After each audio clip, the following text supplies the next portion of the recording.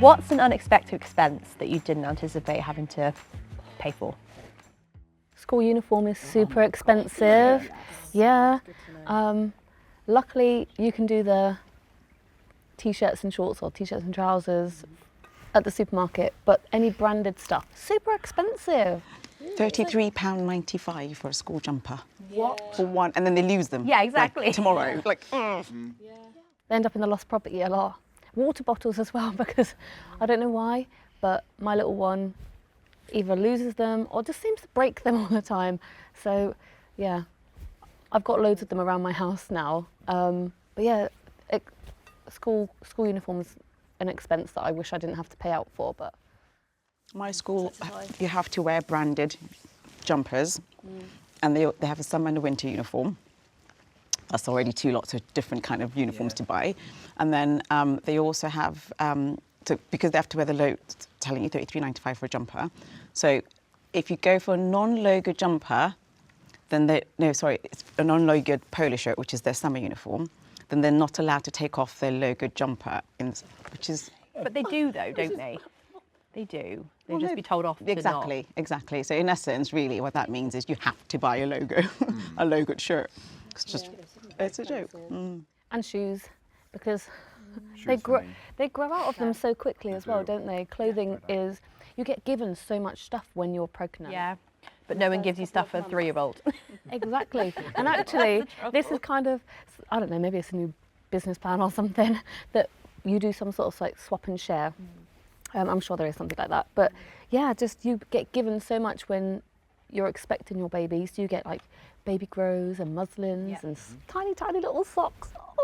And then when it stops, you're just like, oh my goodness. But they're growing so fast. And then you start having to buy stuff that's bigger in the hope that they just grow into it slower. I don't know why, because there's no rationale that they don't grow slower because it's bigger. They just grow the same rate.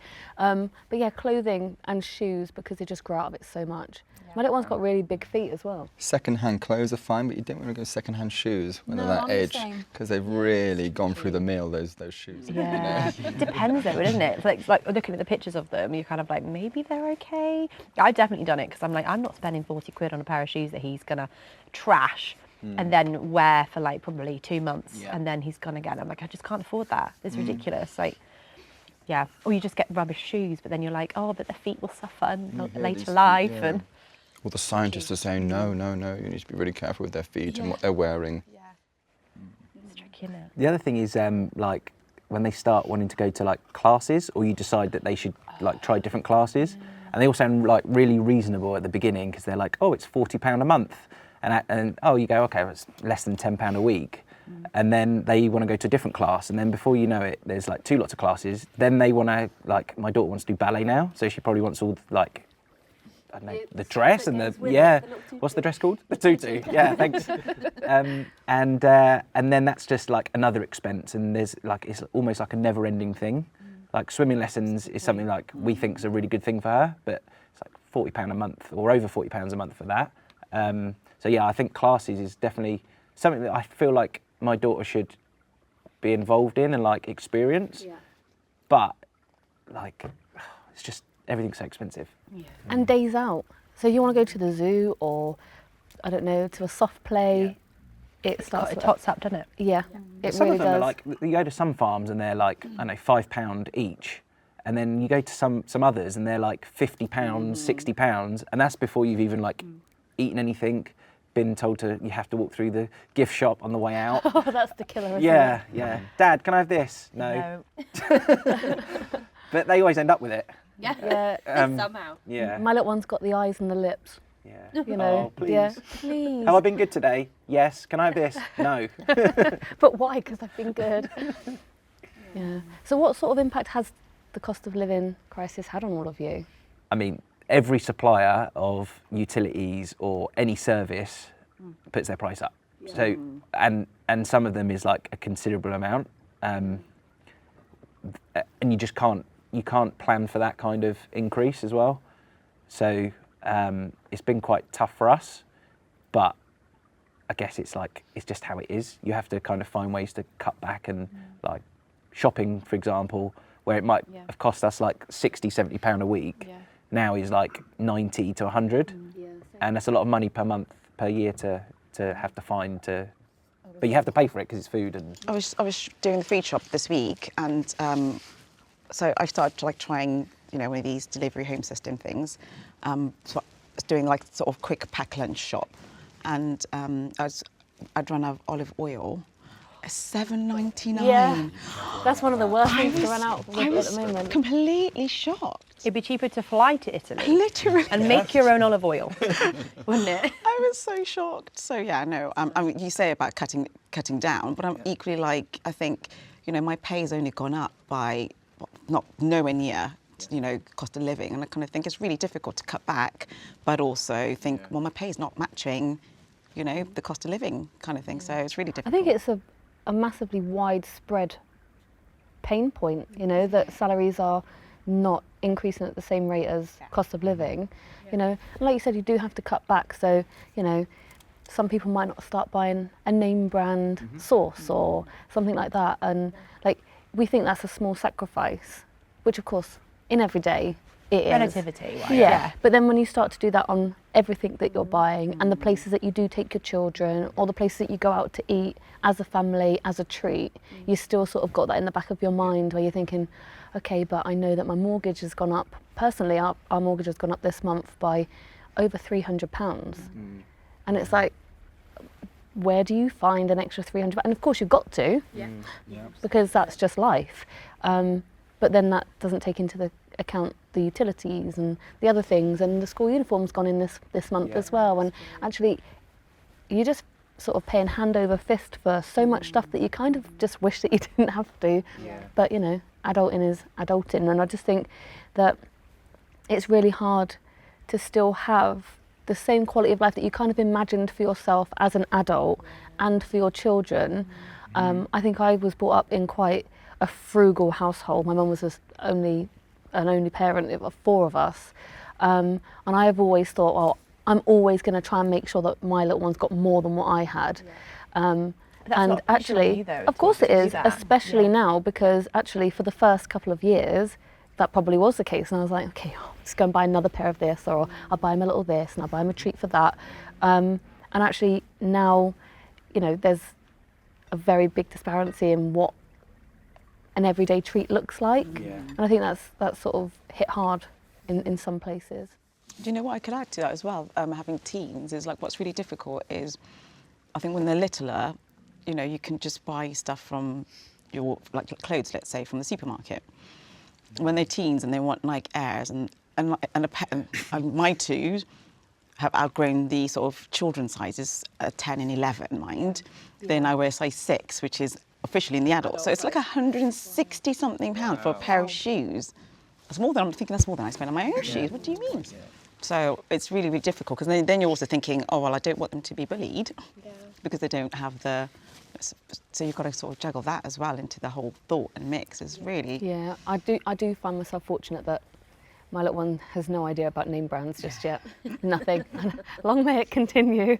The trouble is, it's all their friends at that age, isn't it? It's not so much how we feel doesn't matter so much. But on top of all of that, and utilities and entertainment as well, it's not just going out that costs all the money. And as you said, as well as the shopping, is going places, staying in is more expensive, because whether or not it's games consoles, they also need subscriptions to the bigger games, or even if you're just watching television nowadays, there are at least a dozen channels of which you have to subscribe to, and then they want you to pay the premium to not have the adverts.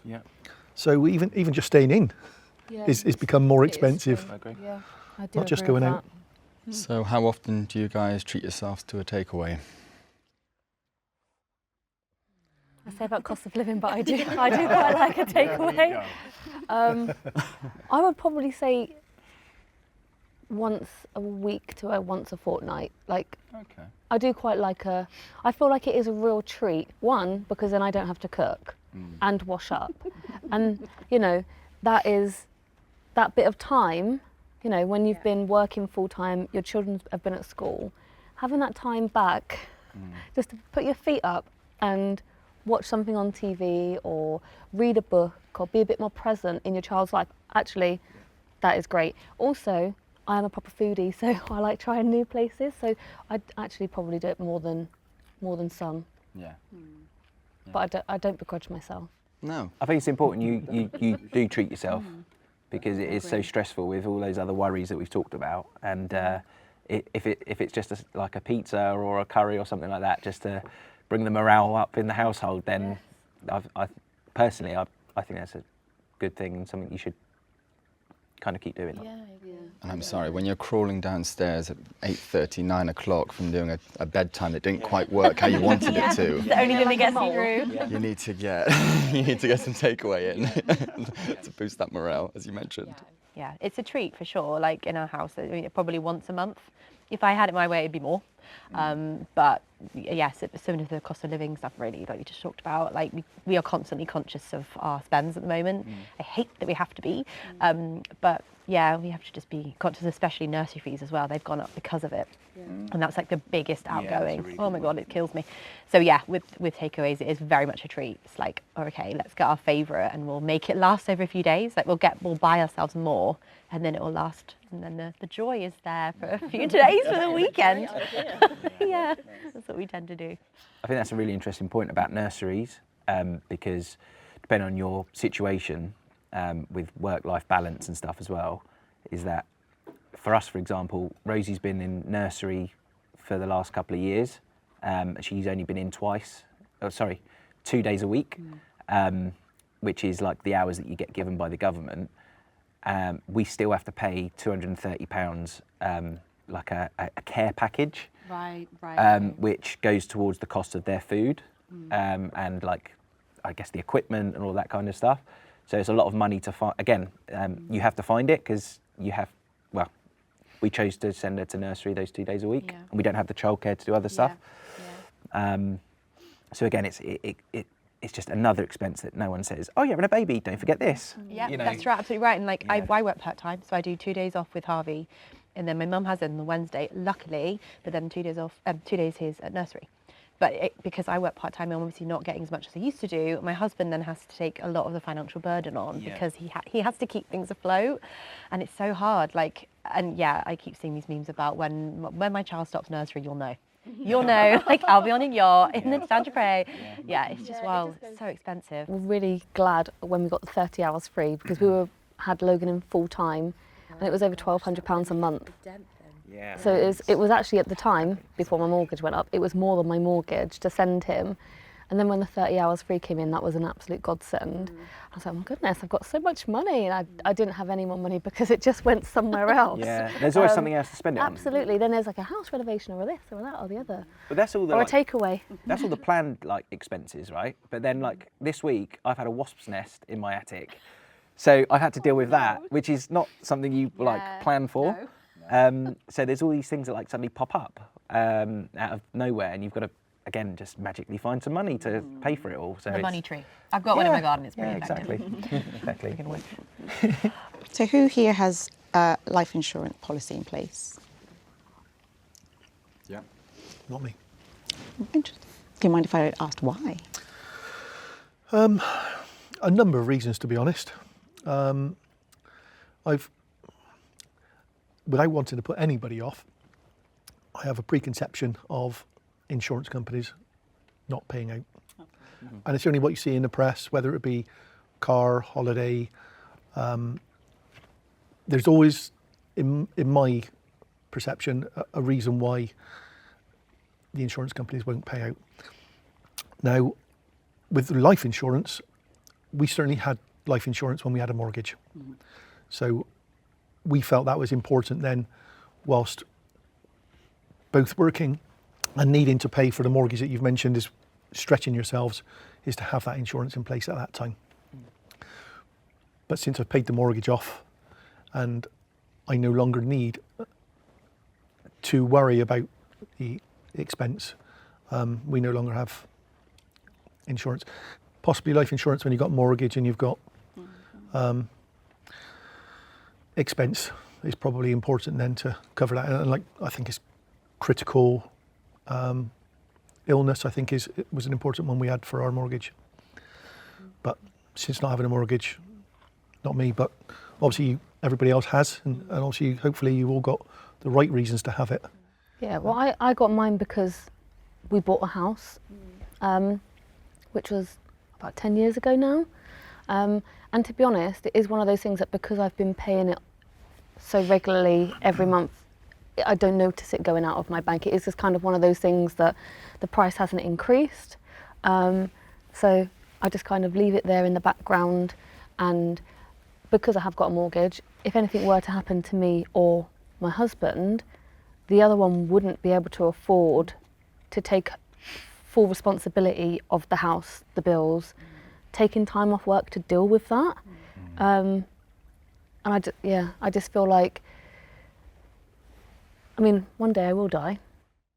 You will. One day I will die, right? And hopefully, touch wood, that's going to be a really long time from now. But I would just love to think that even if the mortgage is paid, because it's something that I've just been paying and I haven't noticed it in such a long time now, that even if it's just some pocket change for my little one when, you know, 'cause it won't be as much money as it is now when he's, I don't know, hopefully old and grey as well. But at some point, if that gets paid out to him, Sorry, it would when just be is it? nice to... Old and grey is? Old Sorry. and grey. Who's, sorry. My little one, when Oh, he's okay. old and grey. As well. Not as well. Okay. You're salt and pepper. There's a difference. But I just love to think that it would have a small impact and help him out somehow. You know, if it's earlier than what I would hope, then you know maybe it gets him onto the property ladder, or he gets off and travels a little bit and does something cool with it. You know, and that's my reason. I do get a little bit annoyed that other people don't get it sometimes, especially when they've got like young children. I feel like, oh my God, but you're going to put such a burden on them. You know, if you do pass away, there's costs that are involved in that. You know, dying isn't free, unfortunately. Literally nothing is in this No, life, or we've even death. established, haven't we? So I just feel like even if it's a buffer for people to pay for funeral costs, or you know, taking time out of work because they're having to deal with a loss in their life, I just feel like it just sort of puts a bit of a buffer in place for them. Talking about critical health, I had critical health insurance pay out recently, and I think after having that, and I thought, I better get some life insurance as well, because, because it was exactly that. It was a point in need where I thought, oh my God, if I did not have this in place, I would be completely, I would have to work through a point in my life when I couldn't. And, you know, it's been so, I'm not going to say stress-free because that'd be a lie, but it's been really, really a peace of mind to just be able to kind of know that that's in place. And I'm lucky they did pay out. It wasn't an easy process, but at the end, I got the payout, and that really, really helped. And I imagine, like, if my kids were in that position one day, as you say, you know, it's not, I don't think death is always expected. It doesn't come when we think it's going to come. And, we just all don't know when our time's going to come, do we? Hopefully, again, it's a long, long, long time away from now. But I think having been in this position when I might have thought once upon a time, I don't need that, you know, but my stars all aligned that I got it in time, and it all sort of worked out in that way. And I think one day, hopefully, again, far, far away, my kids will hopefully benefit from that life insurance. And, you know, whether the mortgage paid off or not, I don't know, and you know, but yeah, I find that very interesting, your perspective. Yeah. And I get it fully, you know, from a difference, I think in ages and perspectives, I think, we're all different. But you have that difficult conversation, don't you, when if you were to both go at the same time, and where will your children go, and who will look after your children, and what will they have to support your children, you know, and there's additional, people that arrived at their doorstep. It's a very upsetting conversation to have, but we had it, a few weeks ago. We put things in place. It's probably quite scary, like a daunting conversation, right? Like for people that don't want to take life insurance, like if they're just about to have a baby or have a house, whatever, the idea of having to sit down and face it and be like, we're going to die and we need to think about our kids. Like, one thing, if you haven't got kids, right, maybe you don't feel like you need it, but I think when you become a parent, you're like, oh God, I've got someone that looks after, like, in theory will look after me when I'm older, but like who I need to look after and just have in the bank. But yeah, like you're saying, it's quite a scary conversation. because then it also becomes like whole like, oh, is it family or is it godparents, and who are we going to fight over, and who do we want, and all that stuff. But it becomes quite a colourful conversation. Yeah, and scary. It's like, oh God, it's mortality. That's quite sketchy, isn't it? But I do think it's one of those things that you do have to think about sooner rather than later, because we are the youngest that we're ever going to be right now, and we're probably the healthiest that we're ever going to be. So it's going to be the cheapest if you take it out sooner rather than later. Absolutely, That's very true. Much more affordable. You probably get a little bit more cover. This is true. Goes a little bit further. This is very true. Again, just taking out my critical health insurance, I hurt my back a few years ago and they wouldn't cover me for that. I'm thinking, so same again with life insurance. I guess if you've got a pre-registered condition, then it wouldn't be covered. I'm the same. Or my wife and I decided to take it out when we got our first mortgage, and I think knowing that we were planning on having a family in the near future as well was just another reason to spend the money to get some life insurance, because we felt like it was important to protect one another should the worst happen. And I think it's very easy to look at your account and go, all the bank account, and going, this stuff's all coming and I'm not really seeing any benefit of having this life insurance. It's really easy to just go, cancel my direct debit. But actually, you've got to be really disciplined, and like it has to, for us anyway, it has to stay there, because it's going to be so important at some point. Well, hopefully not, but it's better to have it than wish you had it. Yeah, for sure. Because I guess it's not an item that you see. Like a car, you can see it, you drive it, and therefore it's like a cost behind it, right? Like if you damage it, that's like a big lump sum that you have to pay out or whatever. Absolutely. If you've got insurance, and it's a bit also by law you have to have one, right? But with life insurance, because you can't physically hold it and see it, it is a literal insurance in case. So it's like I think for me it's like it just feels different, and kind of what you were saying earlier, it's just a cost that comes out. I don't even see it. I think it's like £6 or something crazy. It's like not a lot, but it's something that's always, it's just there. But yeah, it's a weird thing to know that you're paying towards something that you're not gonna hold, or if anything, make anything. You're not gonna. Nothing's gonna come of it. Like you can't exactly like make it better. Like the reason you've got it, if anything happens to you, is for your family to make the most of. If that makes sense. So you're not gonna personally get any gain from it. You know what I mean? There's so many worries that they're going to have if that happens, that you shouldn't let money be a worry. It's not going to bring you back. They're not going to feel better about that, but at least they don't have that money worry, providing the insurance company pays out. I guess that's a fear, because you don't know. And you won't know because you won't be here. It's no longer your worry by that point. As a younger parent, definitely. Definitely. And maybe you're right. Maybe I perhaps could or should still consider it. But I'll have the holiday insurance to, I don't know, maybe bring the ashes back on the aeroplane if I need to when I'm out there. And then they can go around the table for the takeaway. I think the other thing is, as well with like the cost of it, is it's very easy to go, oh, I can't afford it this month, or I'll do it next month. But actually, like you said earlier, you don't know when your time is up.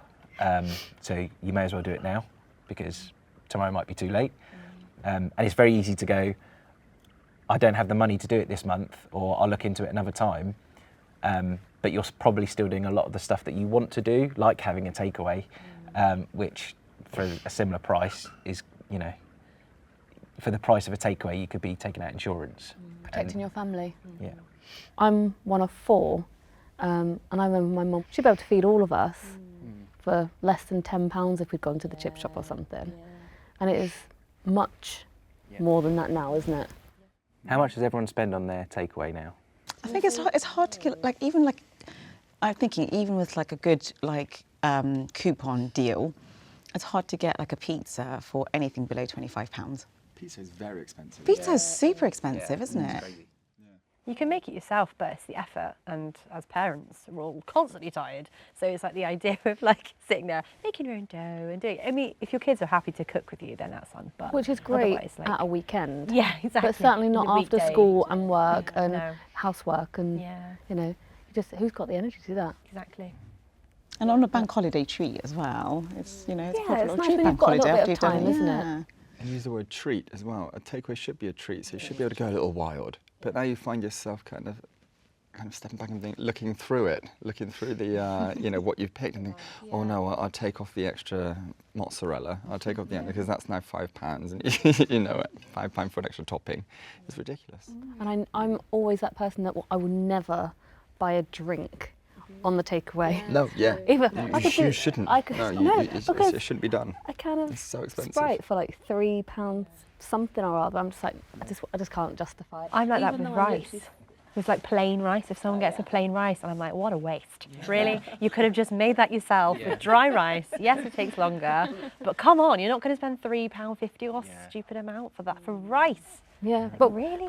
but we do it, Yeah, don't we? yeah. We literally do it. So I reckon that depending on what I buy, so there's 4 of us in my house, so 3 adults and my little one, and if it's a pizza, like you said, you know, we're probably spending over £30 a time on that. If it's if we've got like a little coupon, you know, a money off it or a special offer. But if it's sort of a bit more restauranty, we could be looking at like £50 to £60, Yeah, which is ridiculous. You It know. depends where you go, doesn't it? Absolutely, because Yeah. some of the delivery services and the restaurants that are on there are charging the full restaurant price for a takeaway. Now, don't get me wrong, some of them got amazing Tupperware, and I feel like I'm winning there.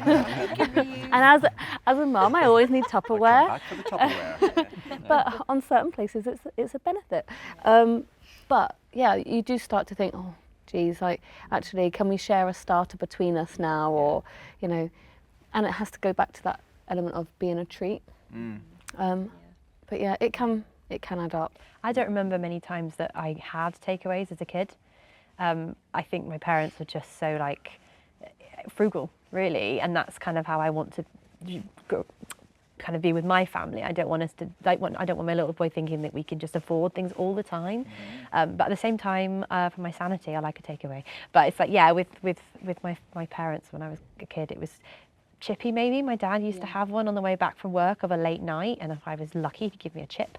But like, it really wasn't as much of a big deal then compared to it is now. Like, you know, like we've sort of said, we all try and get one like once a month at most or something. But back then it was probably, I don't remember, like probably every 2 months or something. And even then it would be really cheap. It just wouldn't. It's just nothing like the cost now, which is stupid, isn't it? I mean, I can't afford a takeaway hardly. Single mum of 2, there's no way, I really can't. So I think I fake away a lot, and that's really, it's like, well, yeah, it's more. I was just saying earlier, it's actually tasty, in the sense that it's, you know, it's the effort and all that putting in. So my takeaways now tend to be like Krispy Kremes. Might be like, that's our treat. So we might go out and get a Krispy Kreme, and that's Not as easy to make, are those no, donuts? I can't make that. Yeah, so I'll make it at home, make a takeaway at home, and then you know, we'll go out for pudding. That's what I do, because it's That's a literally really nice compromise. yeah, it's just completely unaffordable, because my mortgage just went up as well, so I literally can't afford it. And you've got older kids, right? So they eat more. Oh God, Right? yes. They eat like an adult. I'm so excited they've gone back to school, because it was so expensive. When they go through their grade spread, Mum, there's nothing to eat. Are you serious? It's like, but you have to make it, you know. And this is the other thing. It's not an easy. This takeaway is easy, isn't it? It's like you can open the fridge, there's cold freezer, cold pizza, you can have that. And I do think that we live in that society of convenience now. You know, everything's got to be quick, accessible, easy, and so sometimes that does take over your normal life.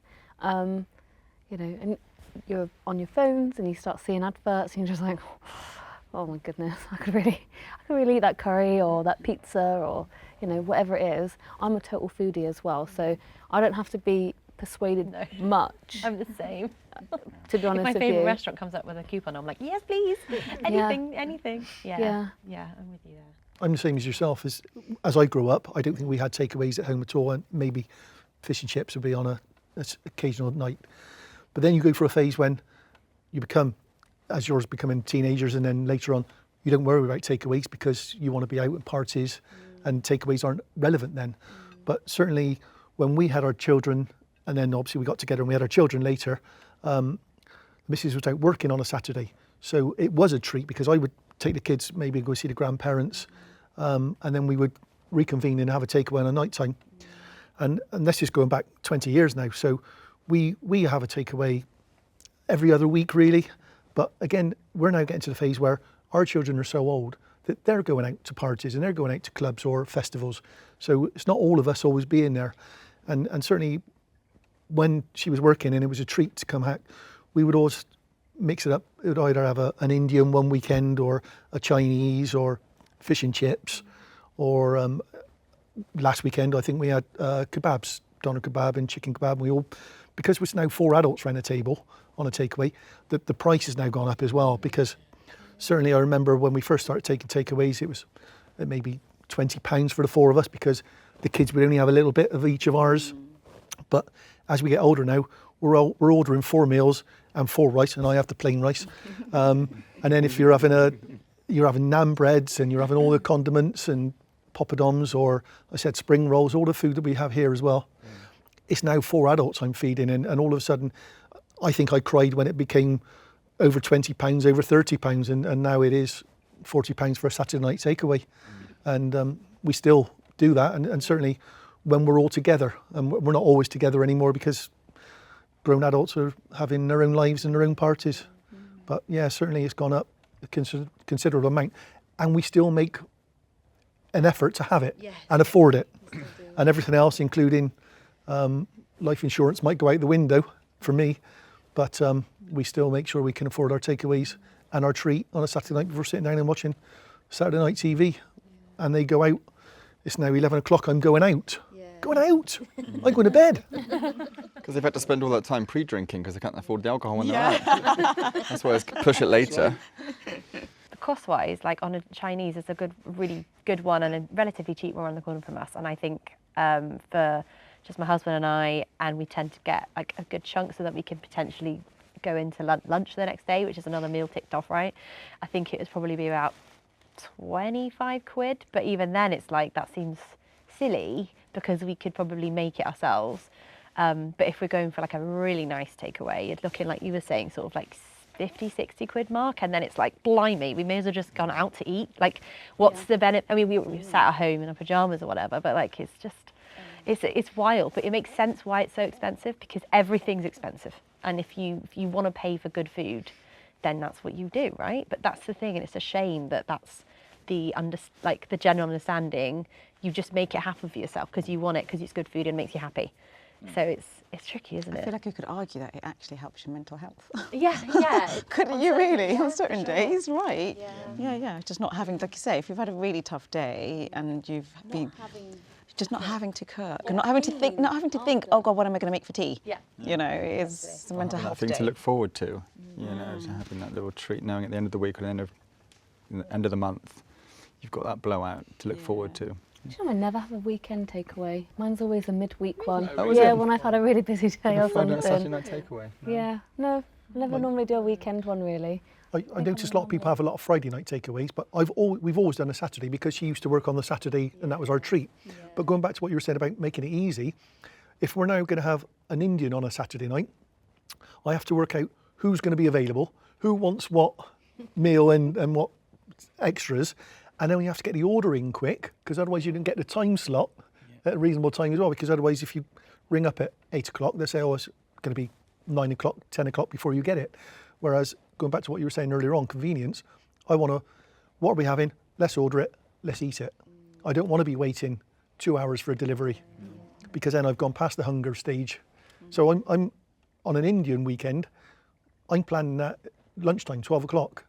Who wants what? Let's get the order in so as soon as it opens.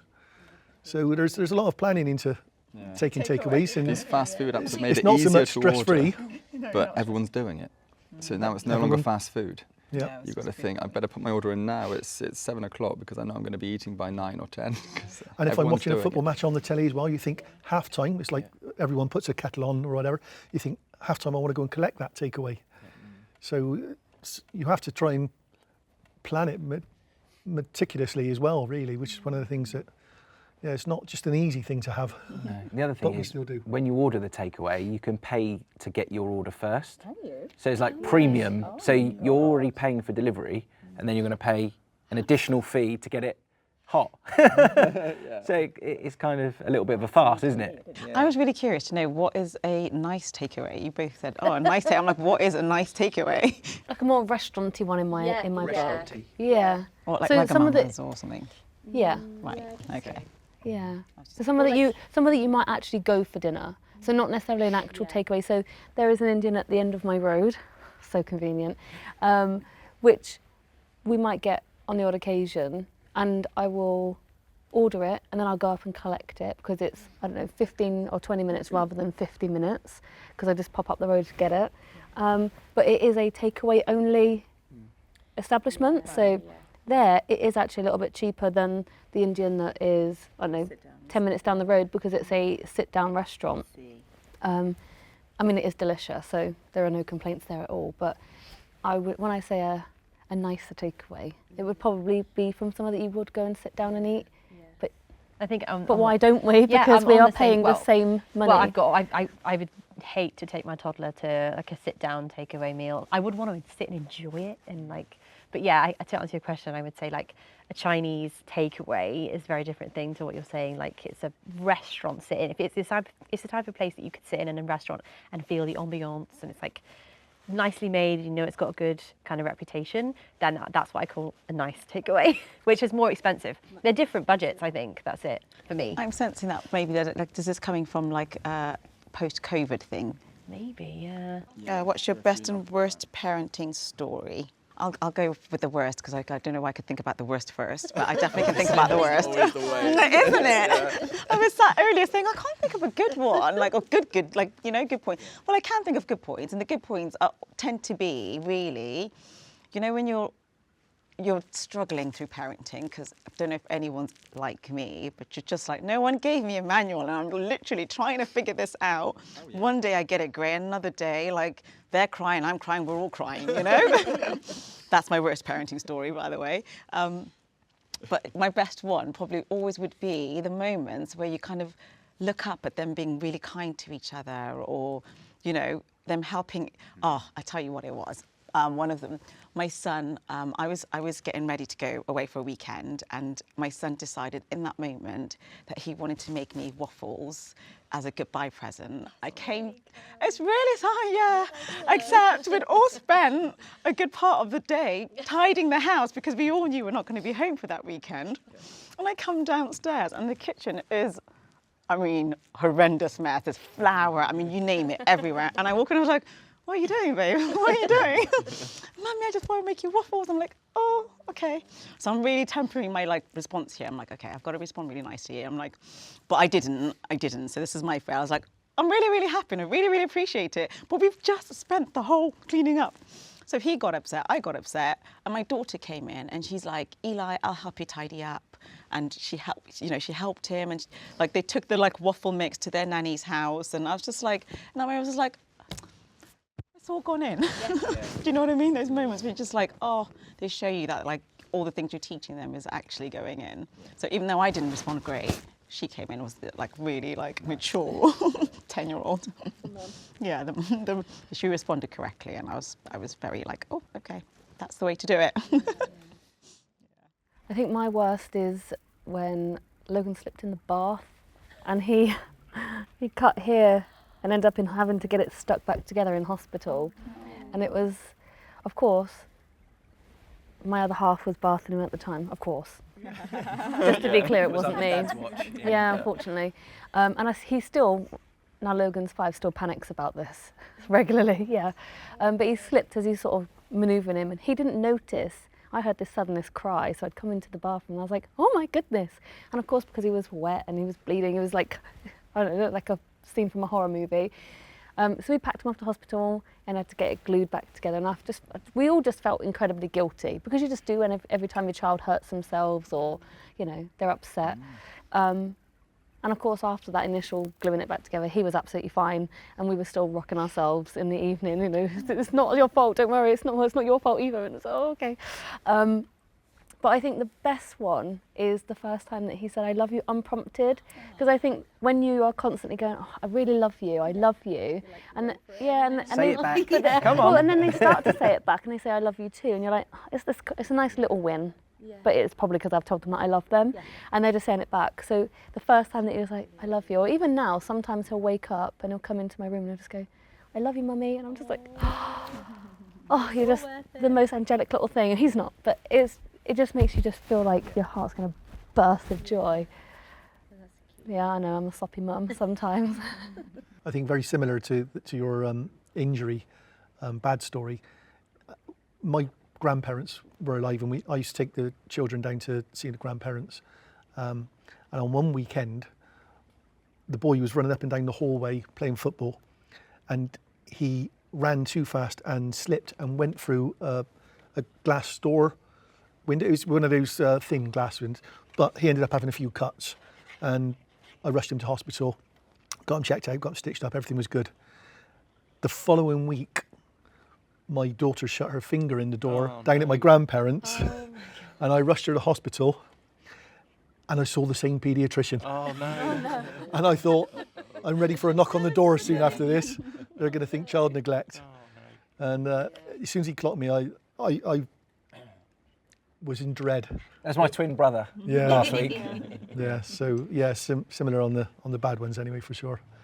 It's any injury is a worry as you're a parent, of course, to your children, because you want to, as you said before, protect them in cotton wool. Did you make lots of excuses? Oh no.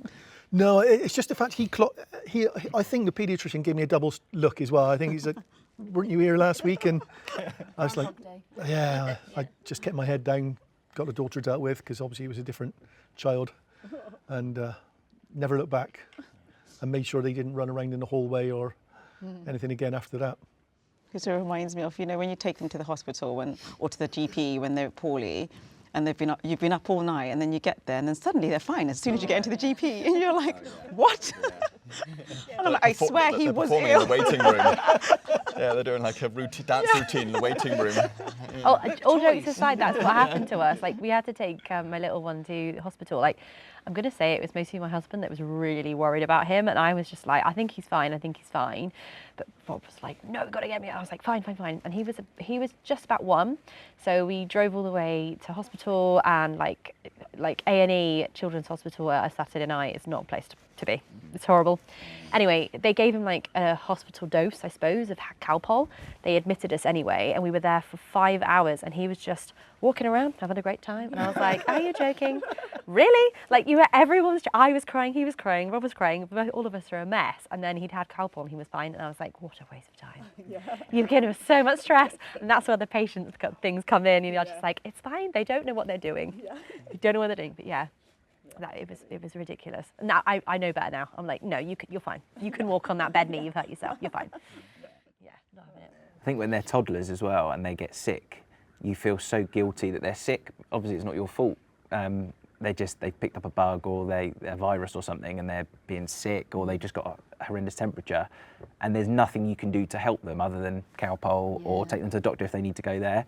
But you just want to make it better for them, but there's nothing you can do. So it's just kind of riding that out and doing the best in that situation. I think that's I guess going back to what your point earlier was, you've always got that worry whenever they're sick or they have an accident or whatever. But it's also when they're young, as you mentioned then, that they can't tell you. You see in the symptoms and anything else, and it's one of those things that when we went on holiday for the first time, really, I wanted to make sure the children could talk. We didn't need nappies and all the things that went with it before we actually travelled away, and they could tell you if they were poorly or sunstroke or anything else. You could understand it a bit more. So I think, and as you said, you continue to worry even now. Really, are they home from the pub yet? Safely. I don't think for me there's a better moment from when you first meet your baby as well. There's so much like anxiety, nervousness. I mean, there's loads of good stuff as well, but you just kind of want everything to be perfect. And when you watch films, it's like a perfect birth, and it just doesn't happen like that. Or the opposite, and it's like chaos. Yeah, exactly. We had an experience where like we had good and bad, and she kind of got rushed to theatre. Just before like Rosie joined us into the world, and like I've never felt so much like horror. And we went into this theatre, and there was like 20 people in there, all in like the hospital gowns and scrubs and stuff. and you open the door and there's just all these doctors and nurses and like assistants and I don't even know who they are. They're just there, and you're like, and I literally said, "Oh my God, it's going wrong," like that. And you just, I mean, I felt for my wife because I was taking like, I was getting like emotional and stuff. And then when that's all like, all the bad stuff's happened and baby like joins you, it's like an amazing like moment because you just, it was almost like, it was pretty much like a Lion King moment because the doctor goes, "Here she is," and they like cry, "Please cry," because you want the baby to be okay. And then the baby cries and you're like, oh, relief. And then like there's just like this euphoria that you feel when you see her. So yeah, they're mine. I've got a worse one, but it's a funny one. Although since then we have been trying to teach him consent. I set that up badly, but just roll with it. So he went through a phase of just like running up to women and basically, if they were bent over, just slapping them on the bum. Like literally that, and then wiggling. And we were at Air Hop, like a trampoline park, and my husband was with him. I wasn't there, but I'm telling the story now because he's my son and it's allowed. And anyway, so yeah, he ran up to this woman, doesn't know her. She was bent over, like dealing with her son's like shoes or something. And yeah, my little one just ran up, did it, and then my husband just about got there. Oh, no. But by the time she turned around to get up, he'd gone. So like my little one had gone. My husband's like, "Hello, sorry." And this woman luckily saw the funny side. But since we've been like, you cannot go up to women and wiggle their bums. You have to ask them first, and then you can do it. It was really embarrassing for him. Luckily, it was my husband that had to deal with it, not me, because I'm not sure what I would have done. But yeah, that's my worst moment. Well, I feel like I've scarred my youngest. So I was using the loo, and she has this thing where she runs between my legs. And so she appeared behind me, slammed open the toilet door, ran through, stuck her head through my legs while I was weeing. Oh no!